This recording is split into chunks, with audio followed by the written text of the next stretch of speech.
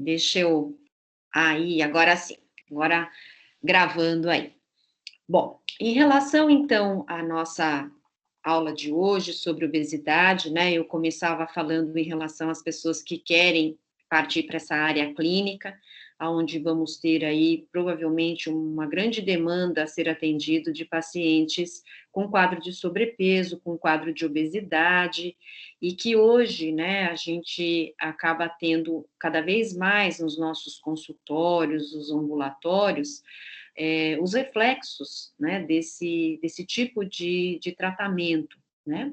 Então, hoje, cada vez mais, o profissional, ele tem que se preparar no que diz respeito até a como ele vai acolher esse paciente, né?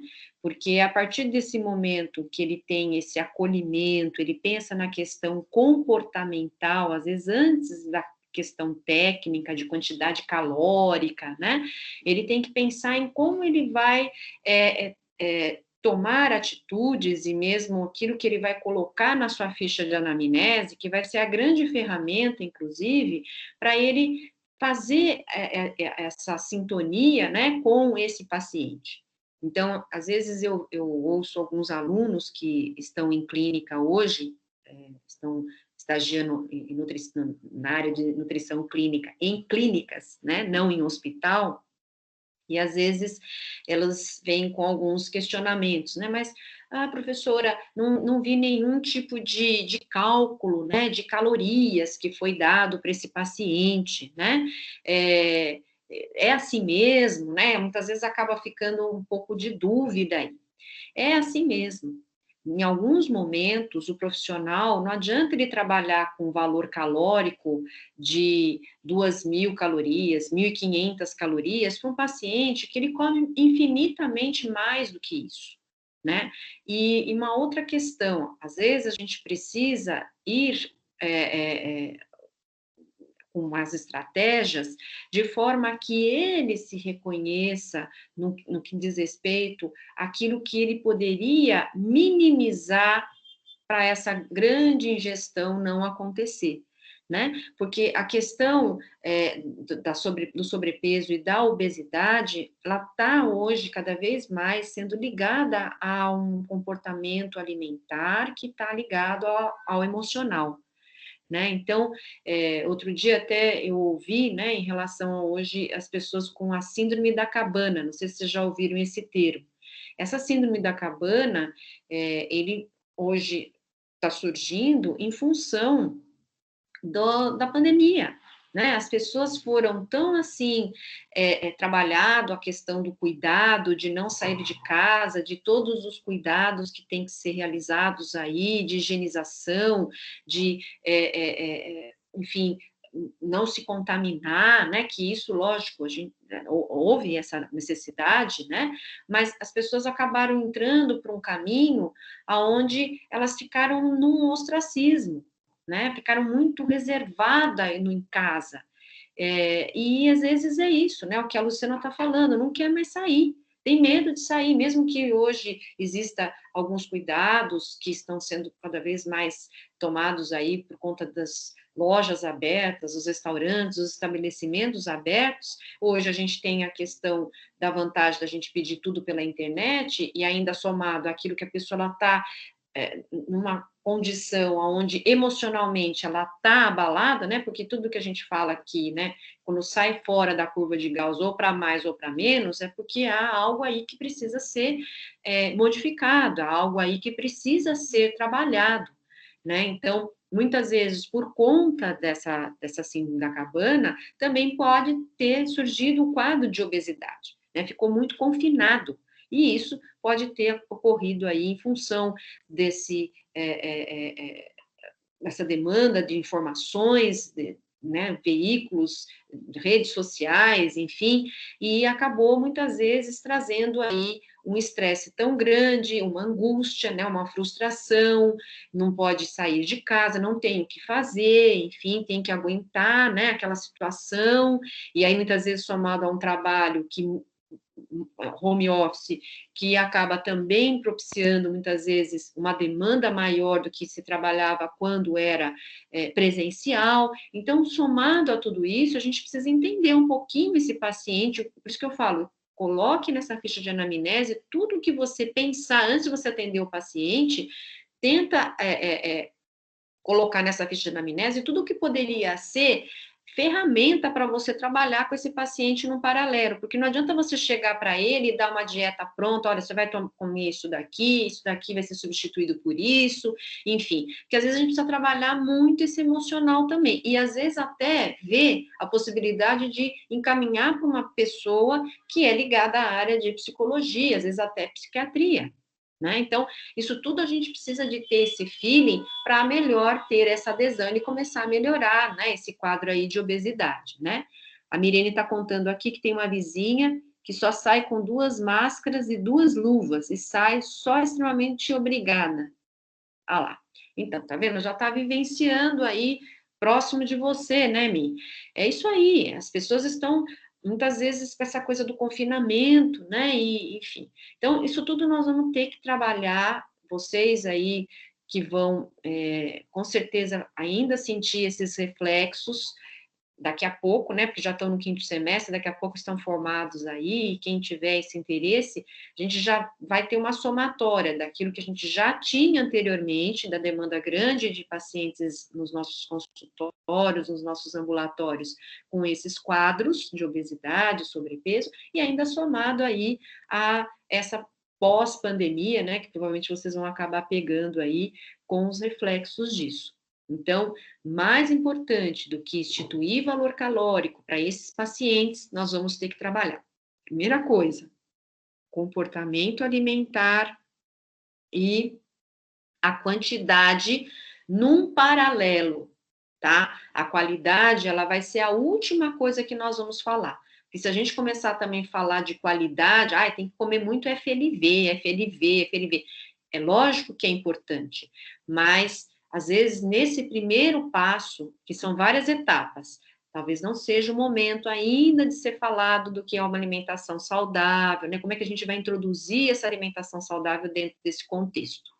Então, às vezes, pode ser que vocês se frustrem aí quando vão para a clínica, enfim, né, estagiar, em que o profissional, ele está trabalhando o primeiro comportamento alimentar, ele está tentando identificar meios para as pessoas não recorrer à alimentação no momento de frustração, né? Então, até eu cheguei a falar na aula de hoje, né, da terapia cognitivo-comportamental, que ela é feita junto com, lógico, um terapeuta, um psicólogo, né, às vezes até com um psiquiatra, para a gente poder nortear esse comportamento que não seja recorrer à alimentação, no momento de frustração, no momento de estresse. Porque acaba, já saiu fora, então já que saiu fora dessa alimentação que eles julgam também saudável, porque existem também os preconceitos, né? Eu fico muito triste quando eu ouço, às vezes, alguns colegas falarem, se referirem ao alimento como sendo um alimento dando uma conotação de lixo. Não, hoje é o dia do lixo. Como assim, né? Hoje é o dia em que vai ser liberado tudo. Não, a gente tem que ter uma alimentação aonde, lógico, a gente vai preservar a questão saudável, vamos mostrar para ele as funções dos nutrientes no organismo, né? Mas não necessariamente dando rótulos para os alimentos que, porventura, o paciente gosta.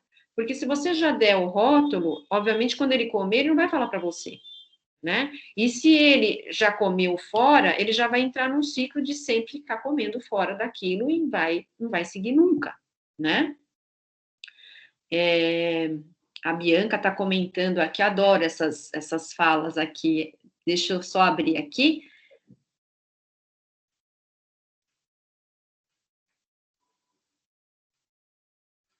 Olha, é demais isso, né?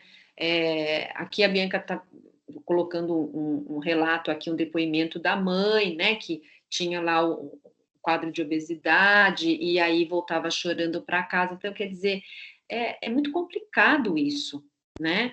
Porque, às vezes, essas pessoas também que recebem nas lojas, elas não estão preparadas para receber pessoas que estão muitas vezes com sobrepeso, nem são obesas, né? Estão com um sobrepeso, então elas instituem também algumas questões que não tem nada a ver, né? Então aí acaba muitas vezes piorando ainda mais a situação.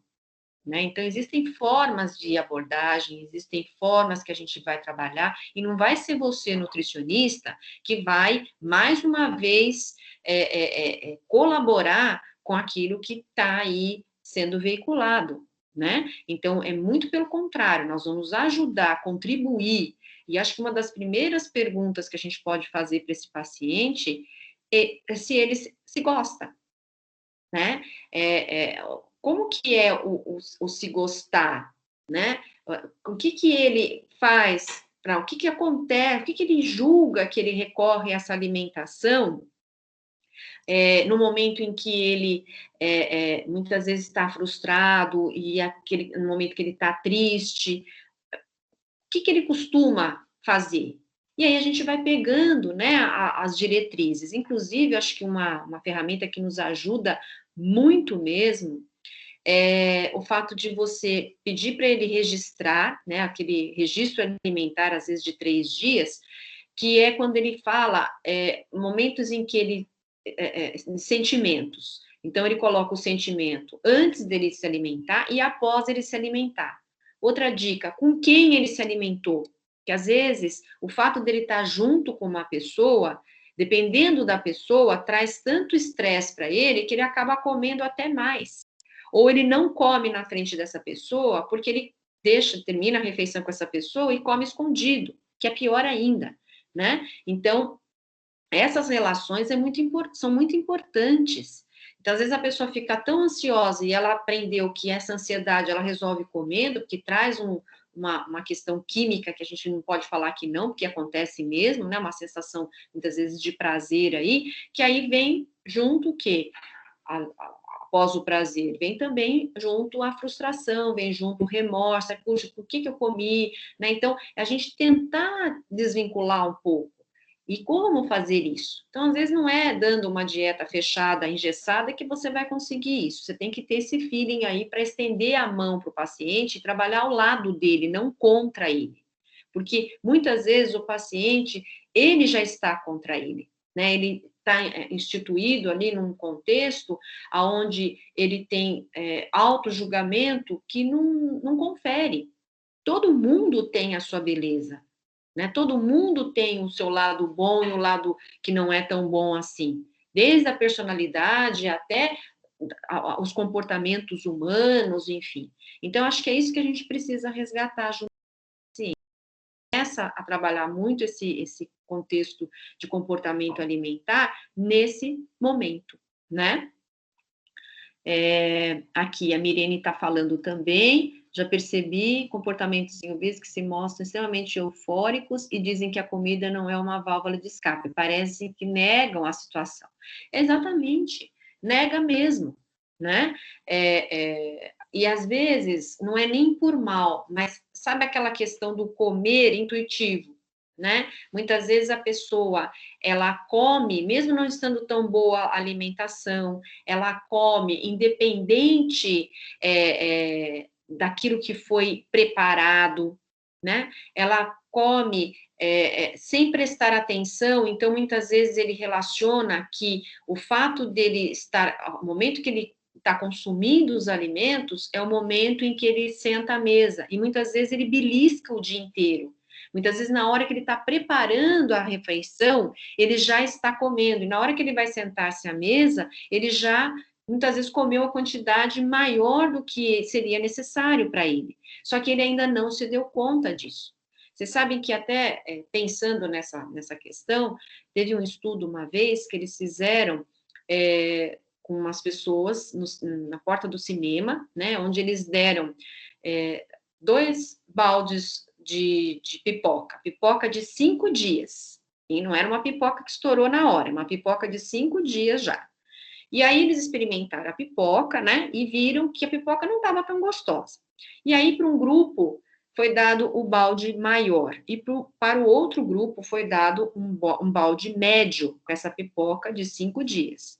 Resultado do estudo, assistiram o filme e tal, no final do filme, eles foram ver que aquele balde que tinha uma quantidade maior foi consumido 60%. Né? Mesmo eles considerando que não estava bacana, não estava gostosa essa pipoca, eles foram comendo. Né? Então, olha só, sem, né, se não está legal, né, então, por que comeu? Né? Mas é o hábito, vira um vício mesmo. Né? Então, são essas considerações que acho que a gente tem que levar para esse consultório, para esse tratamento junto com esse paciente. E essa questão do paciente achar que existe alimento proibido, alimento que não pode, enfim, primeiro, tudo que você proíbe, ele deseja. Né? Então, isso é muito comum. O proibido sempre vai ser desejado. E isso a gente também tem que desmistificar. Comeu hoje, quer sair fora, hoje realmente não está legal aquela quantidade que você está comendo, enfim, deixa. Uma hora vai vir novamente a essa quantidade mais adequada, de acordo com a quantidade que precisa ser consumida, né? Então, tudo isso a gente tem que levar em consideração. Então, eu vou passando aqui nos slides, e aquilo que eu achar mais importante para enaltecer para vocês, eu vou comentando, e aí vocês também, por favor, aí no paralelo, vão fazendo as considerações que vocês julgarem necessárias e até esclarecimento de dúvidas, tá? Então, dentro desse tratamento para o obeso, então vai entrar o dietoterápico, o psicológico, pode entrar o farmacológico e também o cirúrgico, né? Então, a gente tem aí 4 alicerces que poderão fazer parte desse tratamento aí para esse obeso, né? Até porque também tem que ser algo gradativo, do mesmo jeito que ele não dormiu magro e acordou obeso, ele não vai do obeso ter de uma hora para outra esse emagrecimento, até nem é saudável esse emagrecimento rápido, né? Nós vamos falar daqui a pouquinho aqui. Então, é importante também que a gente tenha esse cuidado de ir gradativamente. Eu considero esse tratamento um tratamento que ele tem que ser feito semanalmente. Então, quanto maior o quadro de obesidade, então com qual frequência que eu devo ver o meu paciente? Semanalmente, né? Porque eu tenho que estar vinculado a ele para que ele consiga realmente se sentir seguro, porque no primeiro momento ele vai ficar desconfiado daquela conduta, ele vai muitas vezes ter aqueles momentos de maior sensibilidade. Então, é importante que se faça, né, esse acompanhamento a miúde, ainda que seja pelo WhatsApp, ele manda uma foto dessa alimentação, enfim, não importa, tá? Então, vamos dar sequência aqui. Segundo, né, o tratamento farmacológico aí da obesidade, segundo o Márcio Mancini e o Alfredo Halper, o que eles falam, né, que o tratamento farmacológico da obesidade, ele não cura a obesidade, e não cura mesmo. Teve uma vez que eu cheguei a trabalhar até com endocrinologista, onde ele entrava com a medicação e eu entrava com a dietoterapia. Então, se ele estiver a indicação indutor de apetite, né? E aí ele não estiver devidamente controlado no que diz respeito à educação alimentar, eu não consigo, depois que ele desmamar dessa medicação, que é o inibidor de apetite, fazer com que ele não engorde, né? Então, em paralelo, se o paciente ele não toma medicação, a gente vai entrar com a educação alimentar. E se ele entrou com a medicação, mais ainda a necessidade do nutricionista, de estar junto com esse acompanhamento, porque quando ele começar a diminuir a dosagem da medicação, quando ele desmamar da medicação, ele vai engordar muitas vezes até o dobro. Então, a gente tem que estar sempre aí junto para essa promoção aí, né, dessa redução gradativa. Dentro desse tratamento, então, dietético, dentro dos objetivos, reduzir o peso. Tá bom, reduzir o peso não significa chegar num peso ideal, daquele que está na tabela. O peso ideal para pacientes que têm quadro de sobrepeso e obesidade, muitas vezes nós vamos trabalhar a questão de composição corporal. Porque se o peso ele está sendo substituído, né, a gordura por massa muscular, é natural que ela vá pesar até mais, ou então ela não vai mudar muito na balança. E se ele estiver vinculado a uma balança, vai chegar um momento em que ele vai ficar frustrado. Poxa, mas eu fiz tudo isso, fiz tantas mudanças na minha vida, e agora eu fui pesar, deu um peso que não mudou tanto. Muitas vezes não mudou na balança, porque ele já está trocando massa de gordura por massa magra. E aí vai pesar, né? E além do que, eu acho que também o nutricionista, ele não pode vincular toda vez que ele vai fazer a consulta, ele vai pesar o paciente. Não, né? Tira um pouco esse vínculo, não, toda vez que tem que passar em consulta com o nutricionista, ele vai ser pesado. Porque muitas vezes o paciente ele não conseguiu naquela semana fazer algo que você sugeriu para ele.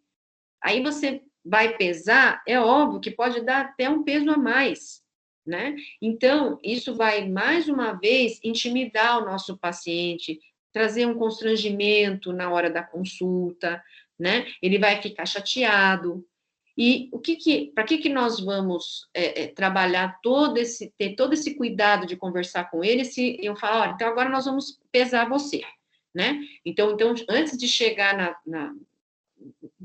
para esse retorno, o paciente já é pesado por um outro profissional, né?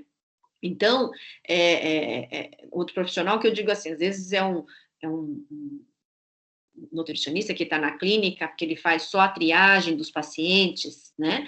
Então, às vezes tem algumas clínicas que trabalham assim, tem um nutricionista que vai só fazer a avaliação nutricional e aquele nutricionista que vai passar a parte da dieta, do comportamento alimentar e tudo mais, né? Então, é muito importante. Faz primeiro a abordagem com o seu paciente, né? Acolhe ele, conversa com ele, né? Nos retornos.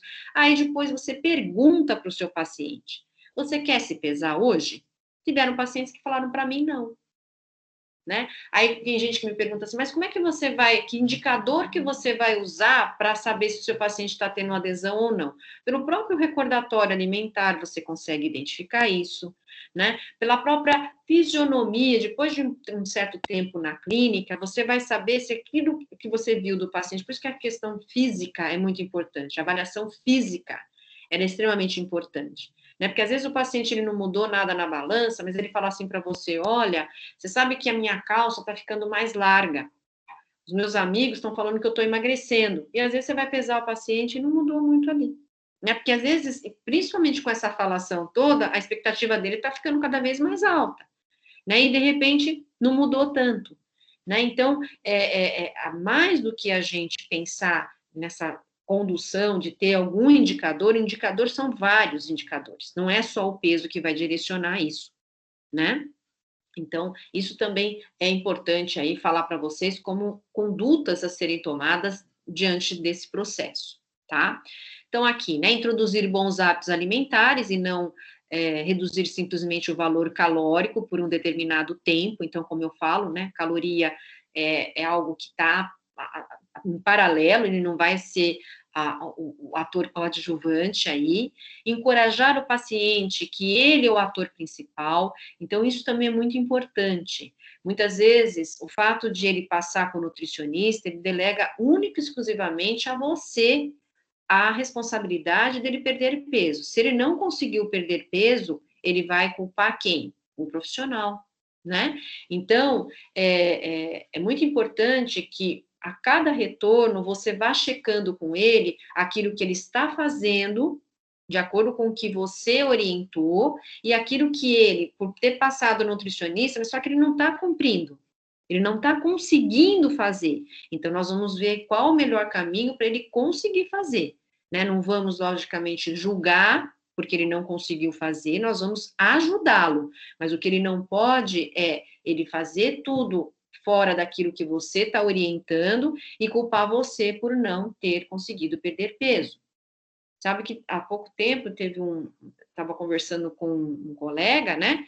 E ele falou que uma paciente procurou ele com quadro de sobrepeso, porque tinha um casamento para ir e queria entrar lá no vestido. Isso é um clássico também, vocês já devem ter ouvido essa história, né? Só que aí a paciente, ela não seguiu o que foi determinado pelo nutricionista. Só que o nutricionista, num primeiro momento, ele porque como a pessoa, na hora do primeiro momento de discurso, fala, não, mas eu segui tudo que você falou, eu segui tudo que você falou. Vamos lá, né? Vamos ver se seguiu mesmo, né? Porque às vezes não seguiu porque não conseguiu seguir, então nós vamos estender a mão, vamos acolher, vamos ver o que, que a gente pode fazer, mas, na verdade, ela não seguiu e culpou o nutricionista por não ter conseguido perder o peso e mais, não queria pagar consulta, né? Então, veja só, todo um trabalho que o profissional teve, né, olha a resistência dessa paciente. Olha que nível que chegou a resistência dessa paciente. Quer dizer, todo um trabalho que foi feito, foi estendido a mão, né? Foi feito todo. E aí, de repente, não perdeu peso, ela não entendeu que ela não tinha atendido aquelas recomendações e achou que o culpado era o nutricionista, não era ela. Né? E aí falou, não, eu não vou pagar consulta, porque você vê, eu não tive resultado. Não é assim, né? Então, as questões aí a gente também precisa saber, já no primeiro momento, mesmo que o paciente fale, olha, eu segui tudo o que você falou. Vamos lá? Então, vamos ver. Olha, faz o recordatório, né? Vê meios para ver se realmente o paciente ele fez aquilo que estava sendo previsto aí, tá? Então, aqui, né, elaborar uma dieta compatível com as condições socioeconômicas do paciente. Então, como é que você vai descobrir, antes de você dar aí uma dieta, qual é a condição socioeconômica dele? Então, a gente tem meios para saber como é que é esse nível socioeconômico para eu propor algo que seja também viável para ele. Então, uma das questões aí que eu acho que vale a pena a gente ressaltar é quanto que ele ganha quanto que ele gasta com a alimentação na casa dele. Né? Que acho que é uma pergunta que você não está perguntando quanto que ele ganha, mas sim quanto que ele gasta com refeições, né, com a alimentação para ele, ou na casa dele, se for mais fácil, enfim. Né, que é uma forma da gente saber. Atender aos horários e locais onde o indivíduo realiza suas refeições. Então, aqui também é importante a gente saber, né, porque se o paciente ele realiza fora desse ambiente domiciliar, ou então ele vai a um restaurante, quantas vezes eu não me pego aí com o paciente, né? Agora nem tanto, mas agora está voltando de novo as pessoas a frequentarem restaurantes e tudo mais. Pega o cardápio do restaurante, ajuda ele às melhores escolhas, dá até para fazer algumas modificações daqueles pratos que são já consagrados naquele restaurante, né? Então, às vezes, dá para a gente abrir esse cardápio e falar, olha, nesse restaurante, por exemplo, né, ó, você pode fazer isso, isso, isso, porque às vezes também o que acontece ele vai no restaurante por conta da convivência com amigos, ele não quer desmamar, e é lógico que nem tem que dissociar dessas amizades, só que aí ele vai escolher aquilo que mais lhe convém, né, que mais está adequado dentro dessa dinâmica que ele vai trazer aí de proposta, que é para o resto da vida. Eu acho que quem busca um trabalho com nutricionista, ele quer algo que seja para o resto da vida, não é uma coisa momentânea. Porque se a gente for pensar, perder peso, abrir a internet e colocar dieta de redução de peso, vai ter lá um monte de coisa. Né? Então, o diferencial somos nós que fazemos. E aí é a hora que a gente vai direcionar, tá? E aí manter o peso obtido após a conclusão do tratamento. Isso é também um desafio, tanto para o profissional nutricionista quanto para o paciente. Se o peso ele foi perdido gradativamente, obviamente ele vai ser acompanhado por mais 6 meses, com um acompanhamento trimestral até chegar no 6º mês, e se ele mantiver esse peso considerado adequado para ele, volto a dizer, não é aquele peso ideal que está na tabela, por exemplo, da Metropolitan Life, né? Aí nós vamos liberar esse paciente. E às vezes ainda a gente tem que ter alguns cuidados, né? Porque uma vez eu fui liberar uma senhorinha que começou o tratamento lá comigo com quadro de sobrepeso, tinha alterações de lipídios sanguíneos, tinha alteração de glicemia, e aí ela chegou num peso super adequado, já estava mais do que orientada, chegou uma hora que você tem que dar alta para esse paciente. Aí, quando eu cheguei a falar para a paciente: olha, dona Fulana, a senhora já vai daqui a pouquinho receber alta, porque a senhora está super bem, a senhora é o exemplo do consultório, né? Então, a gente usa até a questão de motivação, porque é verdadeiro, né? Ninguém está falando aqui de fachada, é porque é verdade mesmo, né? Uma pessoa de 75 anos que chegou num peso adequado, com os exames normais, o cardiologista parabenizando ela, enfim, é a hora de dar alta para esse paciente. Só que ela ficou num pânico, né? Ela falou assim: não, mas eu não quero receber alta, eu preciso vir aqui. Né? Então, às vezes, um vínculo que também é formado com o profissional, a gente, na hora também de desmamar, ainda que a gente já fez o nosso trabalho, já cumprimos a nossa missão, mas às vezes a forma também, o paciente já criou um vínculo com você. Aí, o que eu fiz? Olha, então nós vamos fazer o seguinte: a senhora vai voltar daqui 3 meses. Adivinha? A paciente engordou. Por quê? Porque ela ficou com medo de eu dar a alta para ela. Mas o que aconteceu? A senhora estava aí mantendo os níveis normais de sangue, não tinha chegado a alterar, mas ela já tinha uma alteraçãozinha de peso, né? Ah, não sei, eu acho que eu fiquei um pouco ansiosa alguns dias atrás, enfim, pensei, então vamos fazer o seguinte, dona Flávia, nunca mais a senhora vai receber alta minha. A senhora vai ficar comigo aí muito tempo juntas, nós vamos ficar juntas. Aí marquei no mês seguinte, ela já começou de novo a perder peso, né? Porque ela já estava orientada, né?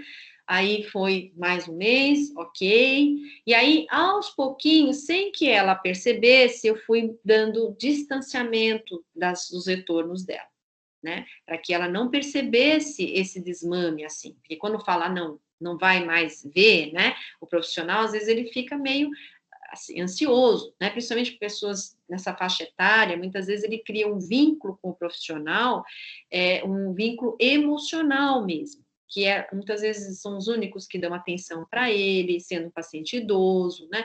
Acho que ainda a população não está preparada para atender o idoso, né? Eu acho que é uma área ainda que eu julgo que ainda está falha por parte do despreparo de profissionais relacionados à saúde. Não é todo profissional que tem um outro olhar para esse idoso. Muitas vezes tem um olhar para a criança, para o adulto, mas para o idoso, ainda o que nós falamos na aula passada, né? Ainda está precisando dessa mudança, desse olhar um pouco mais, digamos assim, não tratá-lo como uma criança, mas valorizar aquilo que ele tem, né? Porque ele tem, né? Todo mundo, como eu falo, sempre tem os seus dois lados, e aí acaba muitas vezes criando um vínculo que a gente tem que saber depois como desmamar isso, né? Bom, dentro das características da dieta, então, o que eu faço? Eu calculo, o cálculo desse valor energético total, né? Eu posso pegar daquele valor calórico que ele, vamos supor, me referiu, eu vi que aquele valor calórico, ele é fiel, né? O paciente, ele não omitiu o dado, porque não é questão de mentir, eu acho que está mais relacionado aí a omitir, porque ele não tem essa consciência, tá? Então, se eu vejo que meu paciente, ele relatou exatamente tudo que ele come num recordatório, por exemplo, de 24 horas, ou num recordatório habitual, ou mesmo no registro de 3 dias, eu vou subtrair desse total calórico 500 ou 1.000 calorias desse total calórico. E aí, eu não posso extrapolar nessa oferta calórica para ser oferecida para ele menos de 1.200 calorias para as mulheres e menos de 1.500 calorias para os homens. Por quê? Porque senão eu vou propor uma perda muito intensa de massa muscular, tudo bem, além da gordura, mas muita perda de massa muscular, isso vai interferir na imunidade, inclusive, desse paciente, e também não vou conseguir dar tantos micronutrientes assim. Então, é muito importante que a gente, né, saiba aí também até onde a gente deve parar em relação a essa recomendação calórica. Uma meta que as pessoas às vezes me perguntam, né? Qual seria um valor de perda de peso que seria saudável para se realmente começar a entrar no contexto aí de manutenção do peso? Seria de meio quilo a 1 quilo por semana. Esse seria um valor aí que a gente espera que o paciente tenha de perda de peso semanal para se tornar duradouro, né? Porque toda vez que perde peso, lembrando que perde massa magra, e massa magra também interfere no metabolismo basal. né? E aí, se ele está perdendo a massa metabólica ativa de forma muito intensa, depois para recuperar isso fica muito mais complicado, tá? E eu posso fazer também um cálculo rápido, né, que a gente chama de calorias de bolso, que seria de 20 a 25 calorias por quilo de peso. Aqui não é peso ideal, aqui é o peso atual do paciente. Por quê? Porque aqui eu estou considerando que já tem uma proposta de redução de peso, tá?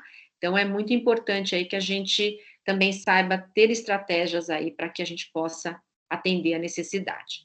Aqui é um cálculo instituído pela OMS de 95 somente para os obesos, tá? Sobrepeso também pode ser usado, mas especialmente para os obesos. Então aqui vocês verificam que está dividido por faixa etária e sexo. Ao final, depois que vocês calcularam aqui, principalmente com o peso atual do paciente, nossa, mas ele pesa 120 quilos, não tem problema. Todo o cálculo de metabolismo basal, vocês têm que usar o peso atual, porque ali vai refletir o mínimo de calorias que eu posso trabalhar com esse paciente. Então, no final, eu vou multiplicar por 240, que aí seria considerado metabolismo basal, e aí o valor aqui, ele é adquirido por meio de milijoules, e multiplicando por 240, eu transformo esses milijoules em quilocaloria, tá? Então, esse dado é importante. Feito isso, eu vou para outra etapa desse cálculo, que é multiplicar pelo fator atividade. Então, pode ser 1,3, que basicamente 90% das vezes acaba sendo, né, porque é uma atividade leve e moderada. E se você tem um paciente com trabalho que tem um trabalho mais braçal, que tem um desgaste maior, aí eu vou usar 1,5, que corresponderia aí a uma atividade intensa.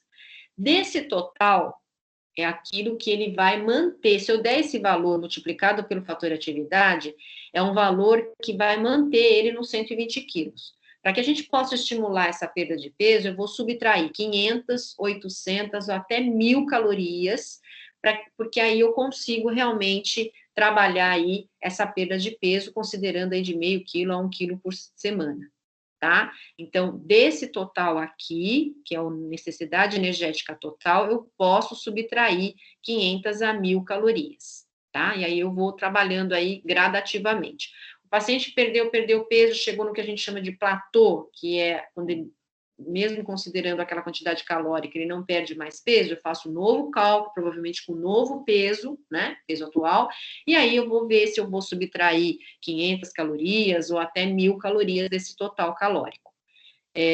Eu falo para ir com bastante cuidado e não dar um valor de calorias abaixo ou muito abaixo do metabolismo basal, né? Que por isso que eu acho interessante a gente ter uma referência aqui, que seria esse GEB.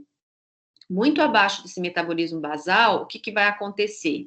Eu tenho a possibilidade aí de começar a ter muita perda de massa muscular, em detrimento dessa gordura aí. Aqui seria uma consideração para dietas que são extremamente hipocalóricas, que são indicadas, por exemplo, num pré-cirúrgico de uma obesidade mórbida ou de uma obesidade com muita comorbidade, que é indicada a cirurgia justamente por conta dessas comorbidades, né?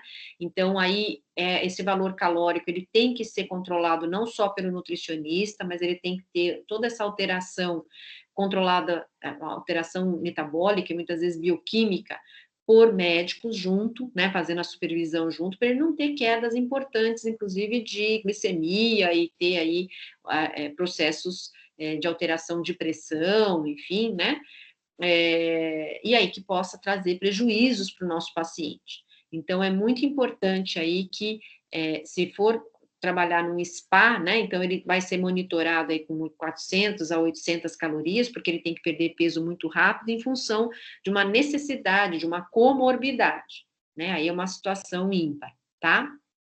Então, aqui, né, indivíduos muito obesos, que acabam apresentando tendo a necessidade de uma rápida perda de peso, ou aqueles que precisam de uma motivação. Tem gente assim, que nos procura e ele quer uma perda de peso mais rápida, mas não precisa chegar nessas 400, 800 calorias. Para ele se sentir motivado, ele quer perder peso rápido, mas cuidado, porque se for muito, né, além, aquém, né, desse esse metabolismo basal, ele pode ter prejuízos que depois fica mais difícil ele voltar, né, para essa quantidade que ele deveria consumir, considerando aí o metabolismo basal dele, tá? Aqui a quantidade de proteínas, ela varia de 0,8 a 1 grama por quilo de peso. Quando a gente calcula a proteína no obeso, tem que ser um peso ideal, tá? Ou um peso ajustado, ou um peso habitual que levou ele, em algum momento, para a eutrofia, tá?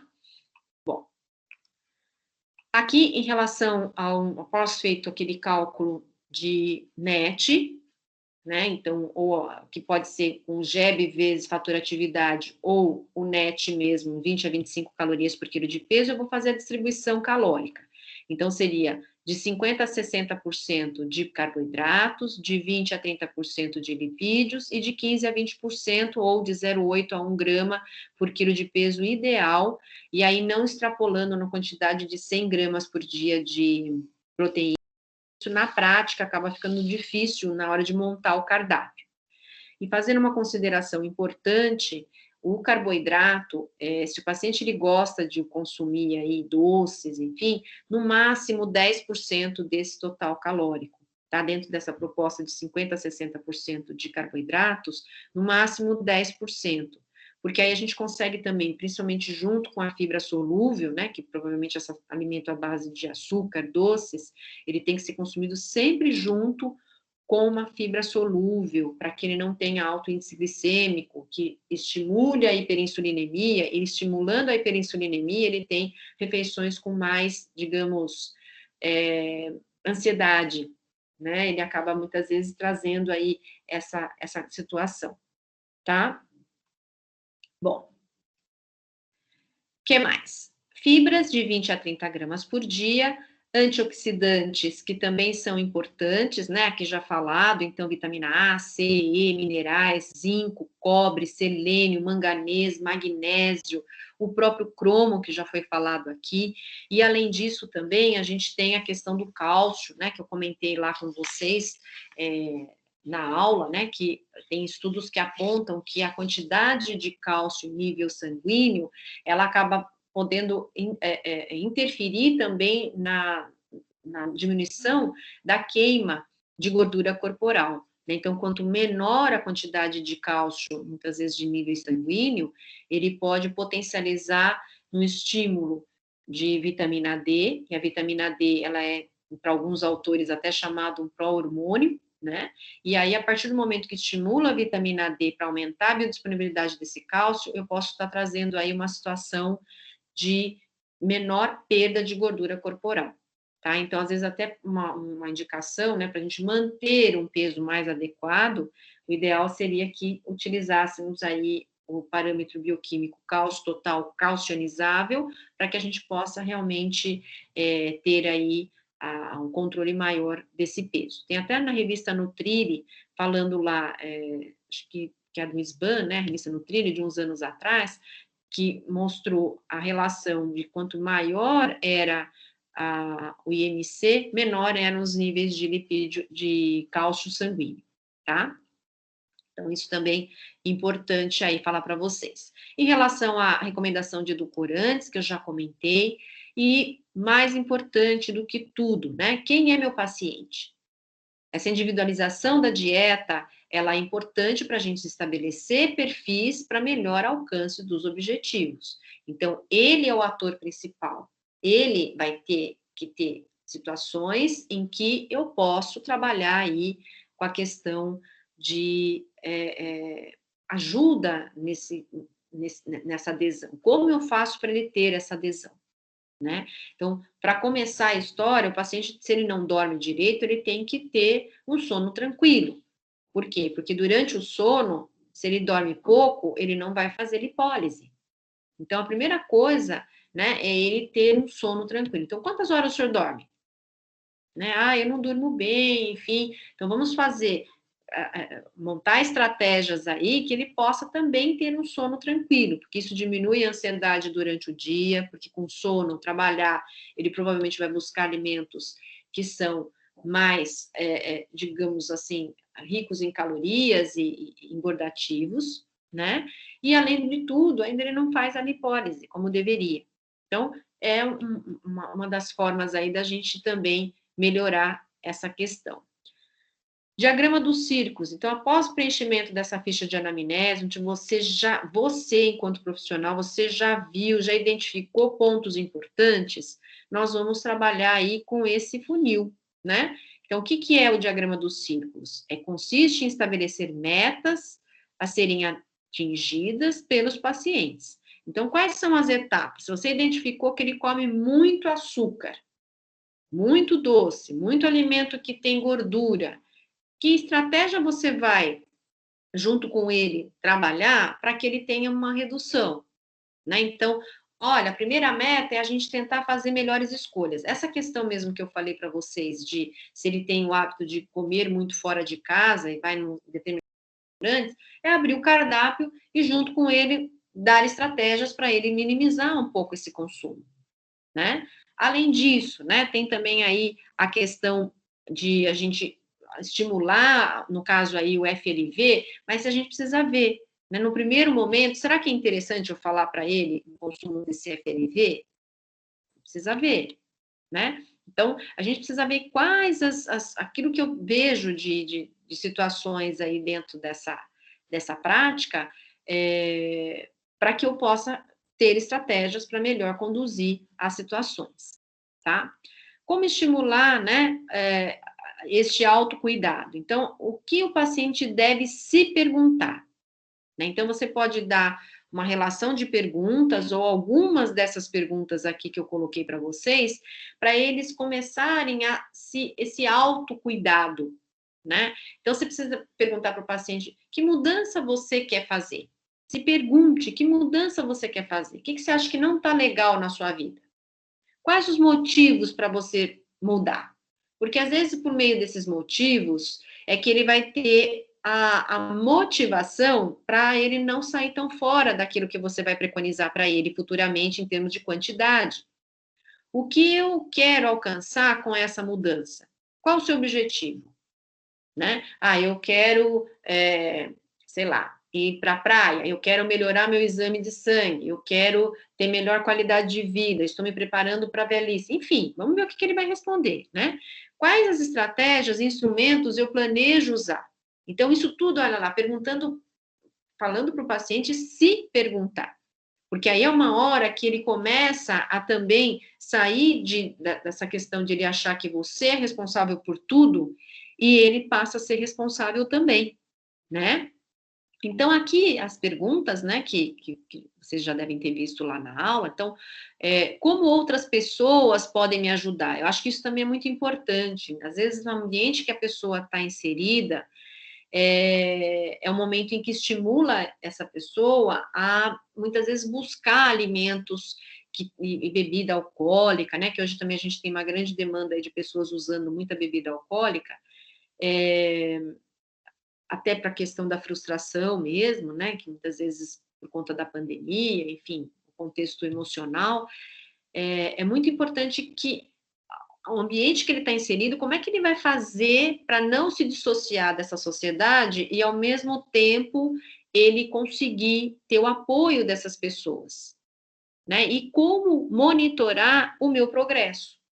Então, se ele fazia o uso de 3 refeições por dia e hoje ele passou a fazer 4, ele já tem uma inclusão, né? Que vai trazer lá na frente algo que vai ser proveitoso, vai ser duradouro.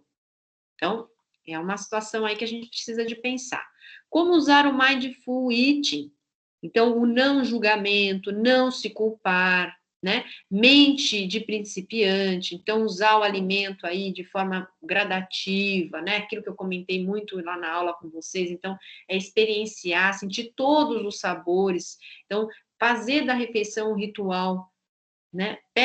Orienta o paciente a pegar lá aquilo que ele tem de talher bacana aí na casa, né? Faz uma mesa bonita. Isso independente do nível socioeconômico, a gente pode fazer, dar ideias de uma mesa bacana, independente desse nível socioeconômico. Não precisa ter taça de cristal para poder se autocuidar. né? A gente pode fazer uma mesa bonita, uma mesa organizada, no sentido de não ficar comendo em pé, não comer, né, sem prestar atenção, é mais para a gente realmente trazer o paciente para si. Então, isso é importante, a gente perguntar para ele, como que você faz para comer? Né? Onde você costuma fazer essa refeição? Ah, eu como na frente da televisão, lá na minha cozinha tem televisão, enfim. Pode comer na frente da televisão? Até pode, desde que ele preste atenção no que ele está fazendo uso, porque às vezes, né, é igual a história da pipoca velha, né? Come muitas vezes mais do que precisa, né? E aqui tem aqui várias estratégias que eu comentei aqui, né? Não vou cansar vocês em relação a essa discussão. E dentro dessas recomendações nutricionais, mastigar bem esses alimentos, então tá lá mente de, voltado aí à mente do principiante, né?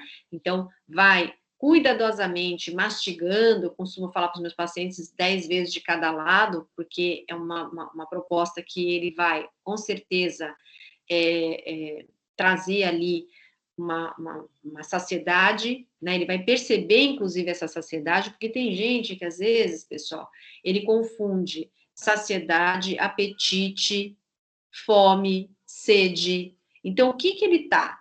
Será que ele não está com sede? Porque se ele está com sede e ele come, ele não matou a sede. Então, ele está estimulado ainda a ter algo que está sendo levado à boca que não seja o líquido, porque ele não tem hábito de hidratar, né? Então, a gente precisa perceber isso com o paciente também, né? Deixar a mesa tão logo acabe de se alimentar. É uma estratégia também de não ficar comendo, mais um pedacinho, vai, mais um pedacinho, ao longo do dia, 100 calorias a mais. E aí, essas 100 calorias a mais, ao longo de um ano, 5 quilos a mais, né? Então, a gente tem que tomar cuidado. Manter os alimentos em armários onde não possam ser vistos é uma estratégia também bem interessante, né? Principalmente para aquelas pessoas que usam o alimento para se beneficiar, né? Para esse autocuidado aí. Então, se vai até a cozinha e tem alimentos que são saborosos e que ele não está prestando atenção, né? É óbvio que ele vai comer um pacote de biscoito ou um alimento que tem muita caloria, e às vezes até um alimento funcional. Eu vejo muito isso acontecer com, por exemplo, as castanhas, né? Castanha, se a pessoa vai na cozinha e tem lá um pote de castanha e ela está pensando em outra coisa, ela vai comer o pote inteiro. A castanha é boa, é ótimo, mas é um paradoxo, ela engorda, né? Fazer a lista de compra antes de ir ao supermercado, procurar não fazer as compras de estômago vazio, que isso também é complicado, né? O jejum acaba, muitas vezes, a pessoa ficando com fome, e acaba comprando não pacote de salada, e sim coisas que realmente engordam. E comprou, ele vai comer, né? E dentro dessas recomendações nutricionais, o fracionamento é muito importante, programar refeições intermediárias antes de ir a um jantar, a uma festa, né? Um iogurte ou algo que minimize um pouco esse autoconsumo. Quando consumir alimentos calóricos, reduzir a quantidade e mastigar bem lentamente, né? Então, aquela história do chocolate, o doce, todo dia, consuma o doce todo dia, não tem problema. Só que tem que estar junto com alguma refeição, nunca ele isolado, para não aumentar tanto o índice glicêmico, principalmente junto com uma fibra solúvel, e ainda mastigar, saborear, né? Sentir esse gosto. Orientar o uso correto de adoçante e evitar a monotonia alimentar. Então, o evitar a monotonia alimentar significa a gente, mais uma vez, dar meios para ele ter uma alimentação rápida de ser preparada, né? E com uma qualidade bacana. Então, o que eu posso fazer? Dar receitas. Diante daquela situação, dar receitas, tá? Aqui, os recursos utilizados, então, tem os modelinhos de alimentos, tem o recordatório alimentar, um questionário de frequência e o diário alimentar, que pode ser adotado aí, anotado pelo paciente durante 3 dias, né? Nesse diário alimentar é que eu acho que é interessante você colocar. Uma primeira etapa, por exemplo, como você vai ver, talvez, semanalmente esse paciente, uma vez a cada 15 dias, ele vai anotar durante 3 dias, você pode colocar vamos pensar lá, o que ele sentiu depois que fez a refeição, o que ele estava sentindo antes da refeição, sinal de fome de 0 a 10, sinal de apetite de 0 a 10. O que que é fome? O que que é apetite? Como que a gente explicaria para o nosso paciente uma coisa da outra? Né? O que que é? Como é que vocês explicariam? O que que é uma fome?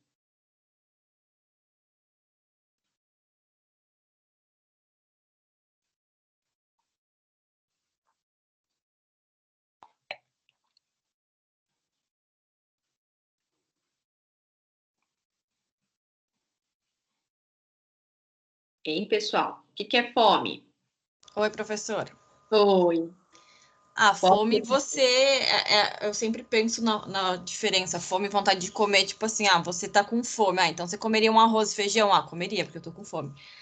Não, não comeria, tô com fome de um bolo doce. Então não é fome, né? A barriga ronca, né? Você realmente sente um mal-estar, né? A sensação fisiológica da fome, ou só você acabou de comer, você, né? Almoçou, mas ainda tô com fome, né? Mas será que não é vontade de comer um doce ou é fome mesmo, né?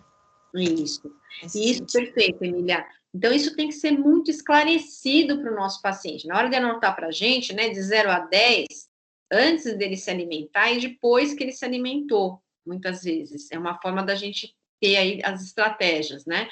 Então, fome é exatamente isso, é uma necessidade fisiológica. O apetite a gente é mais seletivo, né? Acaba querendo um bolo, querendo, enfim, né? E isso tem que ficar claro para que ele possa anotar e aí a gente possa usar essa ferramenta aí em benefício de criar estratégias para que ele possa realmente ter aí a melhora, né, da situação. Apetite é desejo, exatamente, Mirene, exatamente. Dentro do tratamento cirúrgico, né, eu costumo sempre falar, o tratamento cirúrgico, ele é uma boa alternativa, sim, né, só que para ele ter a indicação do tratamento cirúrgico, ele precisaria de ter pelo menos 2 anos de tratamento clínico, com nutricionista, com o médico, com o psicólogo, com, muitas vezes, né, a medicação também poderia ser o caso, mas independente dele ter feito ou não, né, esse tratamento por 2 anos, então essa é a primeira etapa, a primeira coisa que teria que ter. Ainda que ele tenha comorbidade, ainda que ele vá realmente a necessidade dessa cirurgia, eu acho que o ideal seria que ele fizesse a involução da consistência da dieta. Por quê? Porque quando ele vai no pós-cirúrgico, até falei aqui para vocês, ele vai com uma dieta líquida. Então, se você já começa a trabalhar com essa dieta antes dele ir para a cirurgia, com certeza a adesão dele vai ser melhor. Então, um mês antes, está marcada a cirurgia, por exemplo, para o dia 4 de dezembro. Vai. Então, a partir de hoje, ele vai começar a comer dieta geral. Depois de uma semana, dieta branda. Depois, dieta pastosa, dieta semilíquida. E aí ele sai no pré-cirúrgico com dieta líquida, porque no pós-cirúrgico ele vai entrar com a dieta líquida.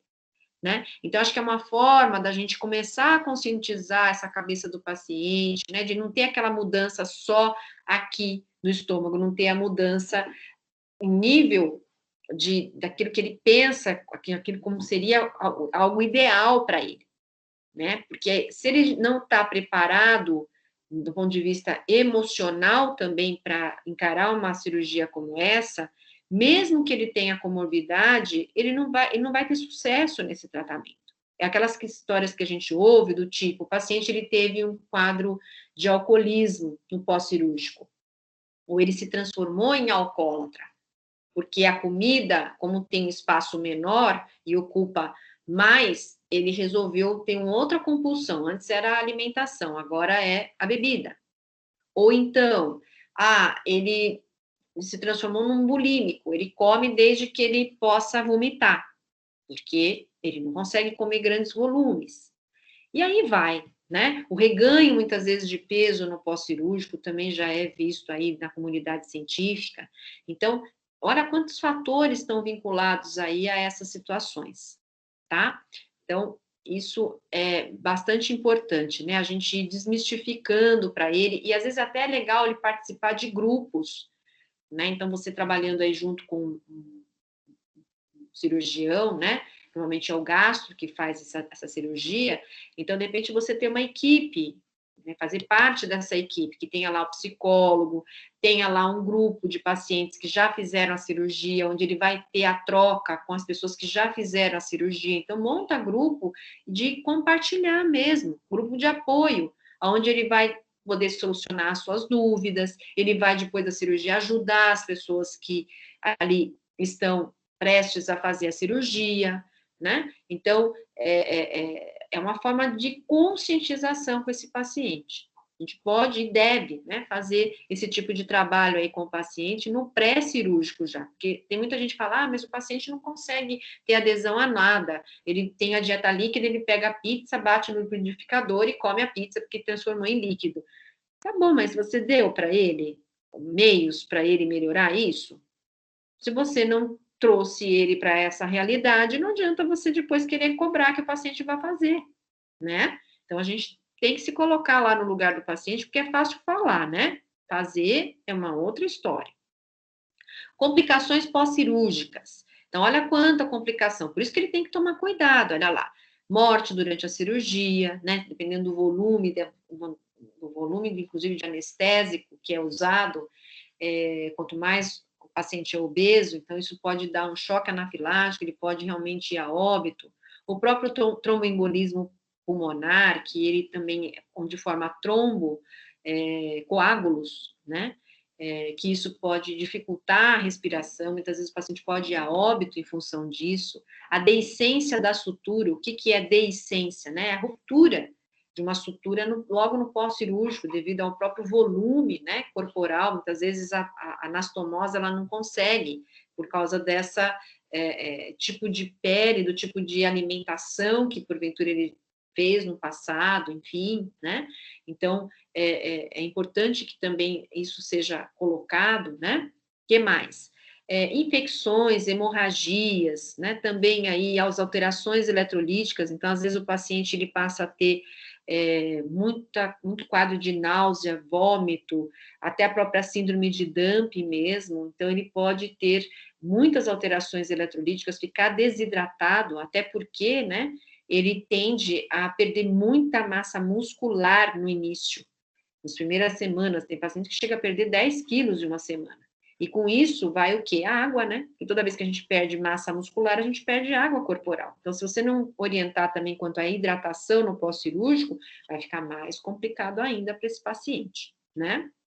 As infecções, né? Os distúrbios aí gastrointestinais. Então, infecções oportunistas, porque ele já não tinha uma alimentação adequada. Pós-cirúrgico, né? A imunidade já não estava aquelas coisas, e ainda um fator aí dentro do hospital, muitas bactérias, enfim, né, se der aí uma deiscência, né, essa ruptura, então deixa o meio mais externo, ainda mais propício a um processo infeccioso, inflamatório. Então, tem várias questões aí que precisam ser levadas em consideração, tá?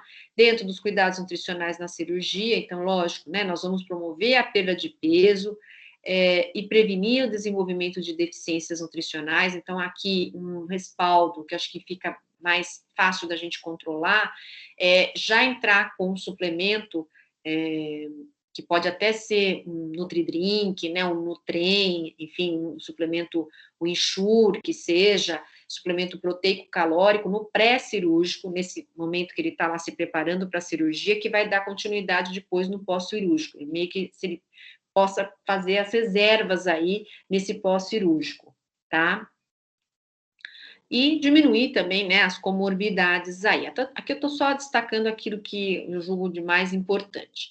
Em relação à evolução da dieta, né, então, depois que ele passa pelo processo ali onde ele ficou em ilho paralítico, né, ele vai para uma adequação de dieta. A primeira dieta é uma dieta líquida restritiva, à base de água e chá, por isso que é chamado líquidos claros. Então, após a presença de ruídos hidroaéreos, é dado, então, uma dieta à base de chá e água. Vai ser colocado na seringa lá 50 ml, e aí vai ser administrado no paciente. Se ele está bem, aí vai evoluindo, né? Então, depois de 24 horas, já é passado muitas vezes por uma dieta líquida, né? E aí, nós vamos, então, um mês trabalhar com esse paciente com dieta líquida. Depois de um mês, já é o momento de, dependendo do perfil do paciente, que isso é mais ele que vai falar para a gente do que nós vamos orientá-lo, como é que está a disposição gástrica dele em relação ao uso de uma dieta semilíquida, que é o quê? É aquela sopinha que não tem só líquido, ele vai ter pedaços de legumes, pedaços de carne. Passa lá por uns 15 dias, depois dieta pastosa, que é uma dieta que eles apreciam muito, né, que acaba muitas vezes aí sendo mais duradoura até do que a dieta mesmo branda e até mesmo a geral, porque às vezes o paciente ele se sente tão bem com a dieta pastosa que ele tenta fazer a transição para uma dieta branda e aquele frango grelhado às vezes não cai tão bem, e o frango desfiado ele cai melhor. Então às vezes ele usa, né, muito dessa dieta pastosa, ainda que depois futuramente ele vai, depois de um ano, né, passar para uma dieta geral, tá? E o importante é nós falarmos para o paciente começar com a refeição, né, colocando a quantidade num pires de chá e começar pela proteína, tá? O início com a proteína, por quê? Porque ele perdeu muita massa muscular, provavelmente. Aí a gente garante a oferta proteica e depois a gente poderia colocar aí os outros componentes dentro dessa proposta, tá? Bom, além disso, né, nós temos também a suplementação de proteínas. Então, eu posso trabalhar no pós-cirúrgico com módulos de proteína somente. Então, eu posso dar albumina. Tem alguns cirurgiões que colocam uma gastrostomia por um mês, para que o paciente possa ter a oferta de proteínas conservada. Tá? Então, ali é mais para ser administrada a proteína, porque às vezes via oral, dependendo da proteína, ele não consegue tolerar tão bem, então eles colocam, às vezes é um protocolo, tá? Depende do cirurgião, ele faz isso, ele coloca uma gastrostomia, que é essa via, né, que a gente chama aí de administração involuntária, aí ele passa a receber ali uma quantidade de 1,5 a 2 gramas por quilo de peso, dando um total aí de até 60 a 120 gramas de proteínas, tá? Verificar também a presença de intolerância à lactose, a deficiência, né, de micronutrientes, devido muitas vezes à má absorção. Então, qual foi a cirurgia, qual foi o desvio que foi feito em relação ao intestino delgado, onde é mais absorvido os nutrientes, né? Então, se foi mais em ilho terminal, acaba ficando mais complicado a questão aí da absorção da vitamina B12, especialmente, né? E o paciente, ele pode ter uma síndrome de dumping. Dentro dessa síndrome de dumping, o que a gente tem, né? Que ocorre por um rápido esvaziamento gástrico, pela estrutura que agora foi realizada por conta da cirurgia, e acaba tendo uma reação muito comum quando ele consome o carboidrato simples, especialmente. Né? Então, normalmente são alimentos que traz uma osmolaridade muito alta, e isso faz com que ocorra, muitas vezes, o que a gente chama de síndrome de dumping, ele cai no estômago e aí rapidamente é absorvido, então ele pode ter, né, vômito, diarreia, dor, ele pode ter uma taquicardia, ele pode ter também um quadro de hipoglicemia. Então todo alimento novo que o paciente vai fazer uso, ele tem que ser feito em casa, porque se ele tem uma hipoglicemia, ele está dirigindo, ele pode sofrer um acidente, né? Então o estômago, ele agora é como se ele fosse nascido naquele momento. Né? Então, mesmo que ele comia chocolate antes e não dava nada, agora, se ele for comer chocolate, tomar refrigerante, ele tem que consumir isso em casa ou num lugar seguro, porque aí ele pode ter essa síndrome de dumping e pode se acidentar, né? Então, qual é a conduta para casos de síndrome de dumping? Diminuição de carboidratos simples, principalmente sozinhos, se for usar o carboidrato simples, sempre com uma fibra solúvel, aumentar a proteína e muitas vezes a fibra solúvel, até fazendo aí a combinação com o carboidrato simples, e sem líquidos nas refeições e fracionamento mais adequado, né? São meios aí, estratégias para a gente minimizar aí essa síndrome de dumping. Tem vezes que depois de um ano que o paciente começa a apresentar essa síndrome de dumping, isso não necessariamente logo nos primeiros meses de pós-cirúrgico, tá? Aí de micronutrientes, né, que a gente pode manter esse polivitamínico até um ano, pelo menos. E aí eu trago para vocês o estudo de caso, tá? Esse estudo de caso, embora eu vá deixar o gabarito desse estudo de caso aí com vocês, mas na aula que vem a gente faz uma discussão desse estudo de caso Eu sei que hoje muitos também ficaram voltados aí para a questão da entrega do trabalho, enfim, então talvez não tenha dado tempo suficiente para ouvir a aula de obesidade e mais fazer o estudo de caso. Então, vocês têm aí esse prazo aí dessa semana para fazer esse estudo de caso e comparar com o gabarito, que eu já vou deixar para vocês, e mais ainda a questão da gente discutir na aula que vem, tá bom? Fabi, não deu tempo, né? Ficou muito corrido. Eu acho legal que vocês tentem fazer esse estudo de caso, porque eu falo sempre, todos os estudos de caso, tudo que a gente trabalha aqui na questão de treinar, é importante vocês fazerem sozinhos, porque aí vocês também vão começar, não deixa para fazer sozinhos só quando estiver lá na prova, né? É importante que vocês comecem, então, também a cada vez mais, né? Fazer sozinha aí tem o apoio do professor, faz sozinha aí tem o apoio, que aí vocês sabem até os limites aí, a bagagem que vocês estão trazendo aí de informações e tudo mais. Tá bom, pessoal? Então, desejo uma boa semana aí para vocês, viu? Espero que vocês tenham aproveitado a aula, enfim, né? E aí a gente se vê, então, na semana que vem, tá bom? Até mais, fiquem com Deus. Tchau, tchau.